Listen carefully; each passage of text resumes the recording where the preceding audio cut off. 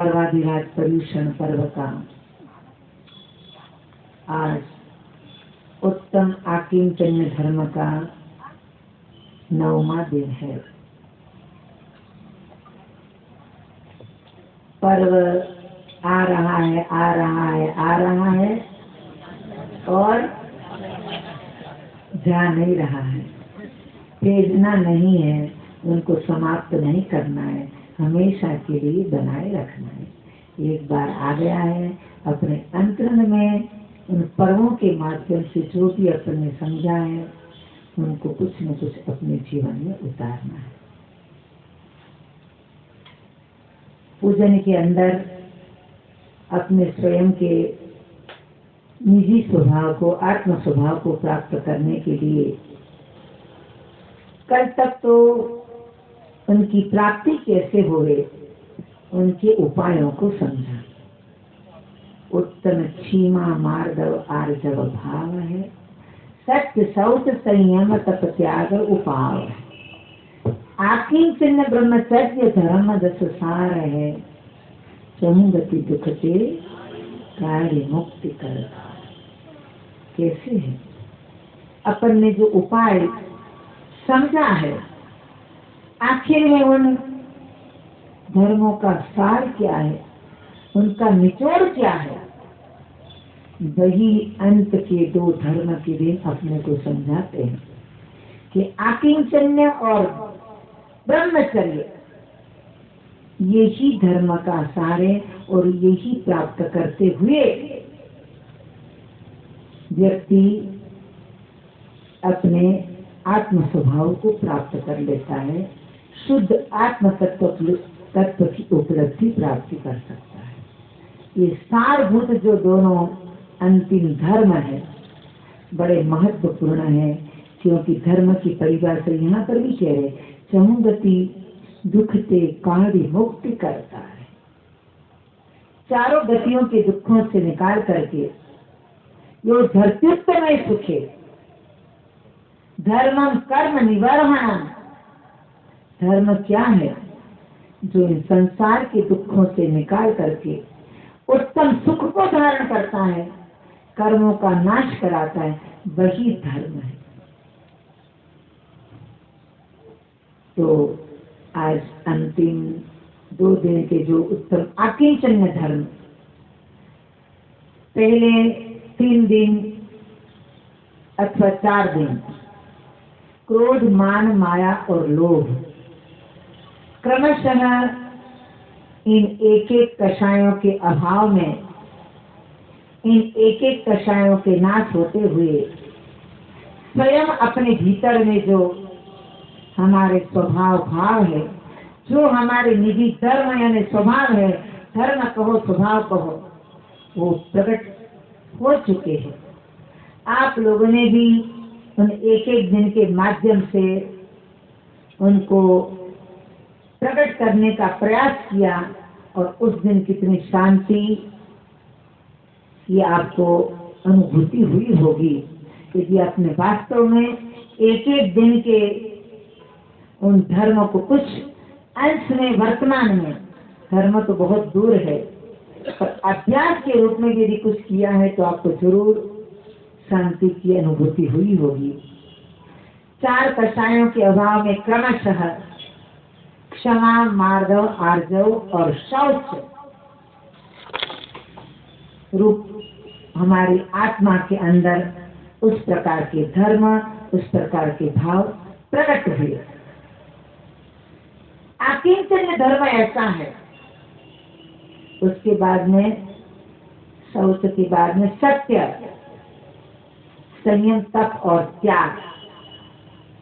आकिंचन्य धर्म एक ऐसा धर्म है कि 4 कषाय और 9 कषाय, इन संपूर्ण कषायों के नाश से आकिंचन्य भाव प्रकट होता है। क्योंकि आकिंचन्य का अर्थ क्या है? न मे किंचनम इति आकिंचनम, मेरा कुछ भी नहीं है, उसी का नाम आकिंचन है। मेरी आत्मा के अतिरिक्त चैतन्यमयी आत्मा, ज्ञानानंदमयी जो हमारी आत्मा है, उसके अतिरिक्त इस संसार में चेतन अचेतन सारे पदार्थों के ऊपर दृष्टि उठा करके विचार करें तो कोई भी मेरा नहीं। मेरी आत्मा के अतिरिक्त संसार के अंदर कोई भी मेरा नहीं है। जिस पर्याय में जिस शरीर को प्राप्त किया है, उस पर्याय के प्रारंभ से लेकर के अंत तक जो शरीर साथ में रहता है, वह शरीर भी मेरा नहीं है। तो दिखाई देने वाले चेतन अचेतन परिग्रह जो है वो मेरा कैसे हो सकता है? चेतन अचेतन पदार्थ जो है वो मेरे कैसे हो सकता है? अर्थात कभी नहीं हो सकता। सिक्के के दो पहलू के स्थानीय आकिंचन्य और ब्रह्मचर्य धर्म है। संपूर्ण प्रकार के पर पदार्थों का परिग्रह का, उनके प्रति उस परिणाम का भाव का भी त्याग हो जाएगा, क्योंकि परिग्रह की परिभाषा भी अपन ने समझी है, मूर्छा परिग्रह। और मूर्छा यानी ममत्व भाव, ममेदम लक्षणम इति परिग्रह, यह मेरा है। इसी प्रकार का जो भाव है वही परिग्रह है। ग्रहण करना तो बात की बात है, पर मेरापन का जो भाव है, मैं मेरे अस्तित्व को तो स्वीकार करना ही है, पर मैं के साथ में जो मेरापन का जो भाव है, और मेरापन वहीं आता है, मेरा शब्द वहीं आता है जहाँ पर वह पदार्थ भिन्न है। यह मकान मेरा है, यह मेरा वैभव है, यह मेरी दुकान है, मेरा जो आज से पृथक दिन की सत्ता है, वहीं पर मेरा शब्द का प्रयोग होता है। इसलिए जहाँ जहाँ अपन बोलते हैं और जहाँ मेरा मेरी सब कुछ आता है, वो समझ लेना ये मेरा नहीं। शरीर को भी क्या बोलते हैं? ये मेरा शरीर है। इसलिए शरीर भी मेरा नहीं है। जहाँ मेरा शब्द आ गया वो सभी समझ लेना ये कोई मेरा नहीं है। इस प्रकार के ममत्व भाव के कारण उन सबको अपन मेरा मेरा मेरा कहते हुए आ रहे हैं, और जब तक कहते रहेंगे तब तक अपनी आत्मा का कल्याण नहीं होगा। परिग्रह को क्योंकि न में किंचन संपूर्ण प्रकार के परिग्रह का जहाँ भावों से भी त्याग है, क्योंकि परिग्रह को दो भागों में बांटा है, अंतरंग परिग्रह और बहिरंग परिग्रह। अंतरंग परिग्रह के फिर 14 भेद किए हैं, बहिरंग परिग्रह के फिर 10 भेद किए। इस प्रकार के 24 प्रकार के अंतरंग और परिग्रह, उनका संपूर्ण जिनको त्याग है वे ही अपरिग्रही हैं।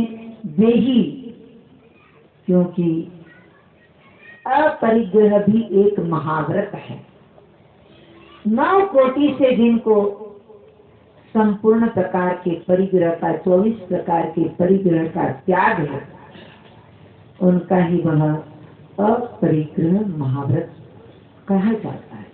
परिग्रह के लिए अपन बिल्कुल प्रारंभ से विचार करें, नीचे से विचार करें तो कहाँ कहाँ परिग्रह शब्द आता है। सबसे पहले 5 प्रकार के जो पाप है, उसमें 5वें नंबर का जो पाप है वो कौन सा पाप है? परिग्रह पाप है। इन 5 प्रकार के पापों में परिग्रह को भी पाप कहा है, परंतु इन 5 पापों में 4 पापों को तो हिंसा, झूठ, चोरी और कुशली, इन 4 पाप को तो पाप ही मानते हैं, पाप रूप ही समझते हैं, और उनका फल भी पाप रूप ही है और उनका जो परिणाम बनता है पाप रूप परिणाम, उनकी उत्पत्ति भी पाप से ही होती है। पर 5वें नंबर का जो परिग्रह पाप है, ये भी पाप ही है। इसका फल भी नरक आदि दुर्गति की प्राप्ति है। बह्वारंभ परिग्रह नारक परिग्रह पाप है, उनका फल भी पाप रूप है। परंतु जिस परिग्रह की प्राप्ति हुई है, सभी प्रकार के परिग्रह, उस परिग्रह की जो प्राप्ति है, नाना प्रकार के धन वैभव संपत्ति 10 प्रकार के बाह्य परिग्रह की जो प्राप्ति हुई है, उसमें कुछ कुछ पुण्य कर्म का भी उदय है। बिना पुण्य के जड़ वैभव भी, जड़ संपत्ति भी नहीं मिल सकती। उनकी उत्पत्ति का जो कारण है, प्राप्ति का जो कारण है, उसमें कुछ पुण्य कर्म भी है। फल तो सभी पापों के अनुरूप फल तो दुखदायी ही है, क्योंकि पाप ही है। परंतु जिनके पास में परिग्रह है, सभी चारों पापों को सभी लोग पाप रूप मानते हैं, बुरा मानते हैं। इस प्रकार जिनके पास में परिग्रह है, धन संपत्ति है, उनको वर्तमान के जीव उनको बुरा नहीं मानते हैं। उनके पीछे ही सारा हमारा अमूल्य समय व्यतीत करते हैं। बस हाय पैसा, हाय संपत्ति, हाय धन, उसी के पीछे। तो सबसे पहले 5 पापों के अंदर भी कि पाप जो है वो प्राणी को पतित करने वाले हैं, दुर्गतियों में डालने वाले हैं। उसके बाद में रौद्र ध्यान का, संज्ञा का जहां कथन आया है, 4 प्रकार की संज्ञाओं के अंदर वांछा, तृष्णा, इच्छा है, जो 1 इंद्रिय से लेकर के 5 इंद्रिय तक के सभी प्राणियों के साथ में संज्ञा लगी हुई है। आहार, भय, मैथुन और परिग्रह। एक परिग्रह, इस संज्ञा के अंदर ही परिग्रह संज्ञा है। एक प्रकार की वांछा है, लालसा है, और एक परिग्रह संज्ञा अपने को लगता है इन 1 इंद्रिय आदि जीवों को देख करके, पर सभी जीवों के अंदर परिग्रह संज्ञा संचित करने की, किस प्रकार के प्राप्त किया जाए, किस प्रकार के संचित किया जाए, परिग्रह की संज्ञा के कारण इस प्रकार के भाव, ये वनस्पति टाइप जो एकेंद्रीय जीव है, उनकी जड़ें जो होती है, वे जड़ें जिस और कहीं जमीन के अंदर, भूमि के अंदर किसी ने कोई धन का चरु गाड़ करके रखा है, धन को गाड़ करके रखा है, परिग्रह संज्ञा के फल स्वरूप कितना दूर कहीं वो चरु, धन का चरु गाड़ करके रखा है। वे वनस्पति की जड़ें, एकेंद्रीय जीवों की जो जड़ें हैं, उस ओर जाकर के उस चरु को चारों ओर से, उस धन के चरु को चारों ओर से वेष्टित कर लेती है। ये किसका फल है? परिग्रह संज्ञा का फल है। किसी को नहीं समझाना पड़ता है। अनादिकाल से एकेंद्रीय पर्याय से लेकर के प्रत्येक चींटियों के दरों को देखना। जब दुर्भिक्ष पड़ता है, तब चींटियों के दरों को जब तोड़ा जाता है, तब उसके अंदर कितने किलो भर आटा निकलता है, शक्कर के दाने निकलते हैं। इस परिग्रह संज्ञा का कारण है। आप सभी ने कथा भी सुनी होगी, एक चूहे की सिक्का ले जा करके अपने उस बीड़ में रखता था, फिर उस सिक्के के ऊपर नाचता था, एक के ऊपर दूसरे, इस प्रकार 10 सिक्के चढ़ा दिए। और फिर वो 10 सिक्कों को जिन्होंने दूसरे जो लेने के लिए गया 10 सिक्कों को उठा लिया, फिर वापिस आकर के देखता है सिक्के नहीं है, तो वहीं घूमता घूमता प्राण छोड़ देता है। सभी जीवों के अंदर एक परिग्रह संज्ञा के संस्कार किस प्रकार से सभी जीवों के, उसके बाद में अशुभ ध्यान के अंतर्गत जो रौद्र ध्यान है, उस रौद्र ध्यान के अंदर भी परिग्रहानंदी नाम का एक रौद्र ध्यान है। परिग्रह प्राप्त करने में अच्छा व्यापार धंधा में लाभ हो गया, सब प्रकार बहुत संचित है धन, कितनी पीढ़ी तक खाते रहे तो भी कम होने वाला नहीं है। खूब धन संपत्ति संचित है, खूब अपने नाम की धन संपत्ति कर लिए, एक एक लाभ होता है, कितना आनंद। परंतु वो भी याद रखना, परिग्रह की प्राप्ति में, संचय करने में, उनका अर्जन करने में, उनका संरक्षण करने में यदि आनंद होता है तो वो भी एक प्रकार का रौद्र ध्यान है। और रौद्र ध्यान का फल क्या है? नरक गति की प्राप्ति। कितने जगह हमारे आचार्यों ने परिग्रह को लिया है, कितनी प्रकार से समझाने की कोशिश करी है। परिग्रह पाप को छोड़ो, पाप बुरे हैं, परिग्रह संज्ञा को छोड़ो, परिग्रहानंदी नाम का जो रौद्र ध्यान है, जो दुर्गति के कारण है, उसको छोड़ो। और फिर श्रावक की जहां पर बात आती है, श्रावक के लिए भी कहा है संपूर्ण परिग्रह का त्यागी नहीं हो सकता है। श्रावक को श्रावक धर्म का पालन करना है, साधु धर्म का धर्म और धर्म आत्मा की रक्षा करनी है। परंतु कहाँ इस प्रकार से भले ही जाता है कि हमारे द्वारा धर्म और धर्म आयतन की रक्षा होती है, इसलिए हमें सब कुछ करना पड़ता है।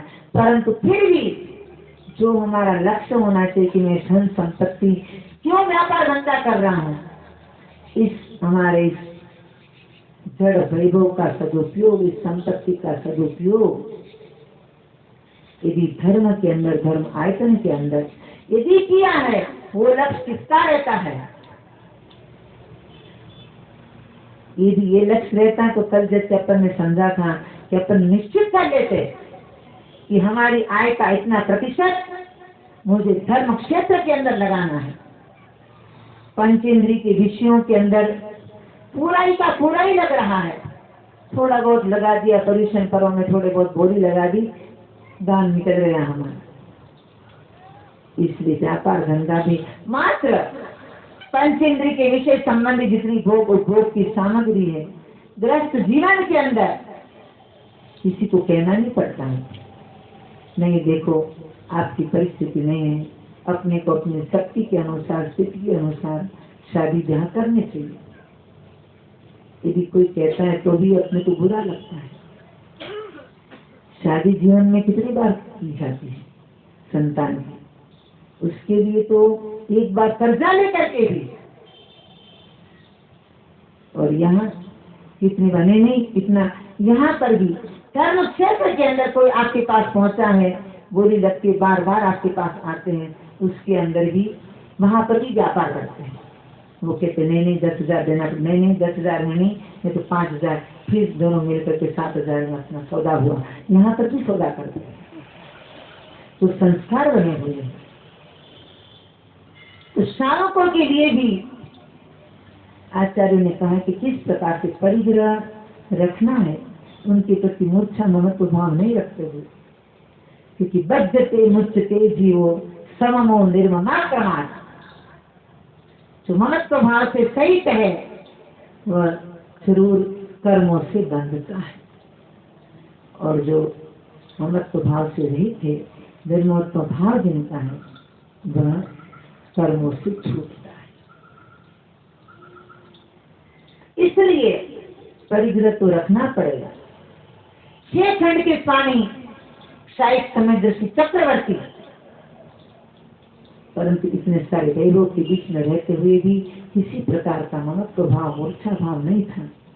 ठीक है, चक्रवर्ती का पद नियोग से प्राप्त हो गया है, पुण्य से प्राप्त हो गया है, तो उसी के अंदर इतना सारा वैभव प्राप्त करने के बाद में मुझे मेरे आत्म कल्याण के लिए क्या करना है, मेरा स्वयं का निजी समय का सदुपयोग मुझे कैसे करना है। प्रत्येक श्रावक के कर्तव्यों का किस प्रकार से वो पालन करते थे। आज बहनों को भेज दिया, लगभग तुम माता जी महाराज को हाथ डाल दो, चौका लगाओ, हमारी तो दुकान पे जाना पड़ेगा, परंतु चुप करेगा। भले ही आपने कह दिया है, परंतु अपना ऐसा अवसर कब आता है। इसलिए श्रावक को परिग्रह रखना पड़ेगा, पर ये भी ध्यान रखना, ये ग्रह कितने होते हैं, 9 ग्रह होते हैं। एक एक ग्रह की जो पीड़ा होती है, बाधा होती है, उसके लिए उनके छापे करते हैं कि उस ग्रह की शांति हो जाए। ग्रह की शांति यानी ग्रह की शांति क्या होता है, ये जो ज्योतिष है ये भी भगवान की वाणी का ही एक अंश है, एक प्रकार का संकेत है। स्वप्न के माध्यम से, ज्योतिष के माध्यम से एक प्रकार का संकेत है कि ऐसी कोई घटना घट सकती है। उसके लिए अपने को क्या करना है, पुण्य कार्य करते जाना है, शुभ कार्य करते जाना है। कोई बहुत बेचारा दुखी पीड़ित है, क्या करना है, चलो भाई तुम शांति विधान कर लो, कुछ नमोकार मंत्र के छात्र कर लो। उससे क्या होगा, अपने आप ही पूर्व के पाप नष्ट होते जाएंगे, उनकी निर्जरा होगी, और जो पुण्य कार्य कर रहे हैं, शुभ कार्य कर रहे हैं, उससे पुण्याश्रय हुआ है, और अगले समय में पुण्य के उदय में आपको शांति और सुख की प्राप्ति। उसके अंदर क्या करते हैं, चलो भी अपन ने भगवान के छात्र किए, भगवान की अभिषेक पूजन की, एक एक ग्रह से पीड़ित मानव भी तो व्यवहार में कहा जाता है। बाकी कौन सा ग्रह चंद्रमा दुख देने वाला है क्या? आपका जन्म जिस काल में हुआ है, उस काल में किस प्रकार के ज्योतिषी देवों की स्थिति थी, उसके अनुरूप एक अपने को संकेत मिलता है। कहीं यात्रा में जाते हैं, रात्रि हो गई है और आपको संकेत मिला कि भी इस रोड के ऊपर, इस मार्ग में बहुत सारे लुटेरे हैं। संकेत के बाद में भी जाएंगे तो क्या होगा, इसलिए पहले उससे बचने का पुरुषार्थ करते हैं। संकेत के बाद में इसलिए जो होना हो तो होगा, पर संकेत अपने को मिला है, इसी प्रकार ये सब संकेत है। तो उससे पीड़ित व्यक्ति परिग्रह, चारों तरफ से जो इन परिग्रह से जो आतंकित हैं, जो पीड़ित हैं, वो अपने जीवन में यदि परिग्रह को ममत्व भाव से ग्रहण कर रहे इस प्रकार के परिणाम है, तो कैसे वो शांति और सुख की प्राप्ति कर सकता है। इसलिए आचार्यों ने इन श्रावकों के लिए संपूर्ण परिग्रह का वो त्याग नहीं कर सकता है, इसलिए उनके लिए उन्होंने क्या बताया है, अनुव्रत के रूप में 5वें प्रकार का जो अनुव्रत है। कौन सा अनुव्रत है? 5वां अनुव्रत कौन सा है? परिग्रह परिमाण व्रत, यानी परिग्रह का पूर्ण त्याग नहीं कर सकते हो तो आपको अपने परिग्रह का परिमाण करना चाहिए, उनकी सीमा और मर्यादा करना चाहिए। सीमा और मर्यादा के बाहर के सारे परिग्रह का त्याग हो जाने से अपने को उस जन्य परिग्रह का दोष नहीं लगता। तो इस परिग्रह का परिमाण करना चाहिए। परिग्रह 24 प्रकार के, 24 प्रकार के परिग्रह में